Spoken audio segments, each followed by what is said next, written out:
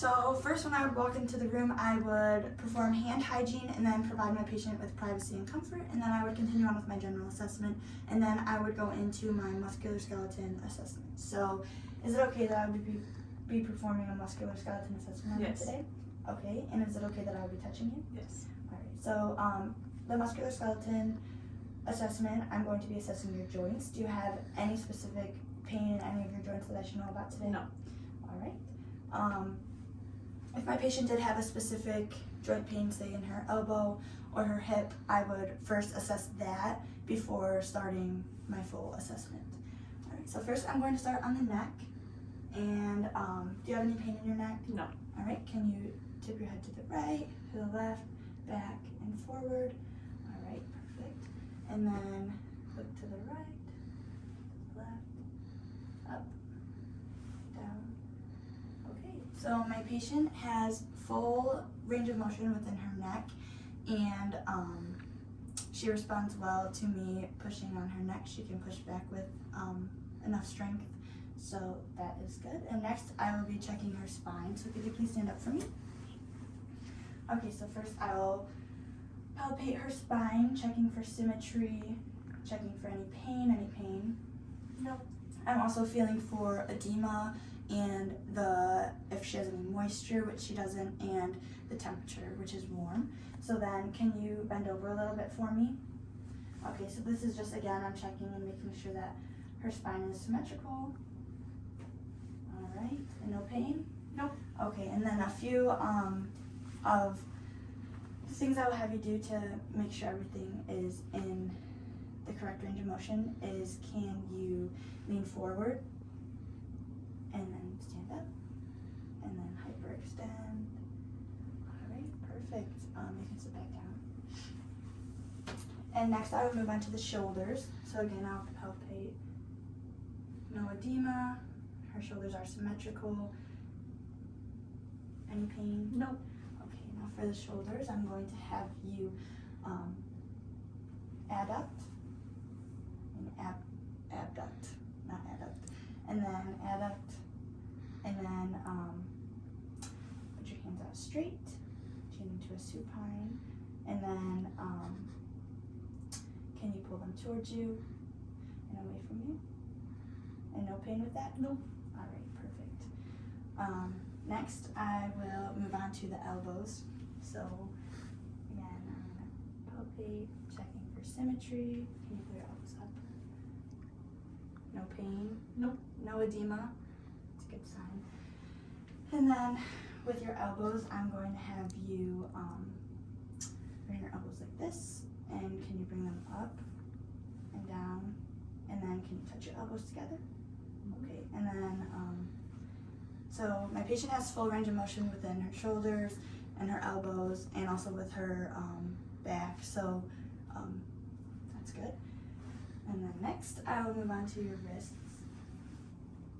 Once again, checking for edema, temperature, symmetry.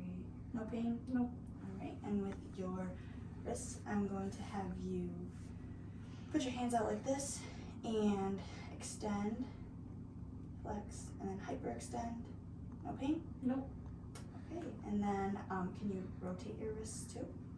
All right, perfect. And then with your hands, I would like you to touch your fingers. Okay, so my patient has full range of motion within her wrists and her fingers. Next, I will move on to the hips. So could you stand up again for me? So with her hips, I'm going to check for symmetry, edema, temperature. Any pain within your hips? Nope. Okay, now for your hips, I'm going to have you do some more exercises. So first, I'm going to have you abduct, and then adduct, and then extend, back to flex, and then hyperextend. All right, perfect. And then also, can I have you pull your knee up, and then turn it out? Okay, so that was inversion and eversion, and then I'm gonna have you do the same thing with the other leg, so go ahead. I'm so sorry. Okay, I'm really sorry, but I had to take a minute. I tore my labrum, and I know you'll hear it in the video, my hip popped really hard, and I needed to make sure I was okay. But picking up from where I left off, I believe it was, we were at the right leg, so we will abduct and adduct, and then extend, flex, hyperextend, and then pull your knee up, inversion and eversion. All right, so my patient's range of motion is, oh good, you can have a seat. Within her hips, everything moves correctly, and now I will be going on to the knees. So again, I will palpate, checking for edema, feeling them, if she has any moisture, any pain in your knees? No. Okay. And then for your knee exercises, I will have you extend, back to flex, and then hyperextend. I know it's kind of hard in a chair. And then do the same thing with the other leg. All right, and then back to this leg. Can you push up? And then can you push out? Okay, and then same thing. All right, so my patient has good strength within her knees, good mobility. She has no pain, has full range of motion. And then, so next I'll be moving down to her ankles. Again, I'm gonna palpate her ankles, checking for edema, the moisture, the temperature, any pain in your ankles? No. Okay, and her feet, same. And then with your ankles, can I have you extend and flex, and then rotate? And same with your other ankle, extend, flex, rotate. And then with your toes, can I have you crunch them up and extend them? Okay, perfect. So once again, my patient has full range of motion within her ankle and her toes.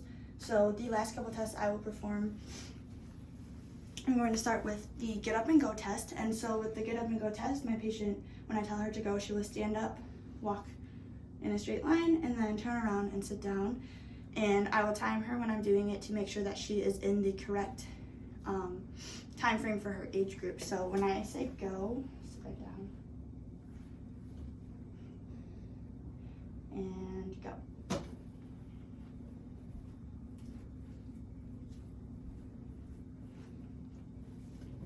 Okay, so it took my patient about 7 seconds to get up, go, and get back down, and that is in the correct time frame for her age group. And so the last 3 tests I will perform is, could you stand back up again and walk on your tiptoes? Thank you. And then walk on your heels.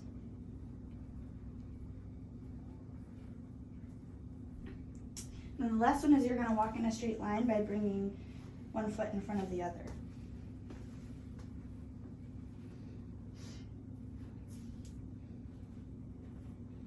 Okay, thank you.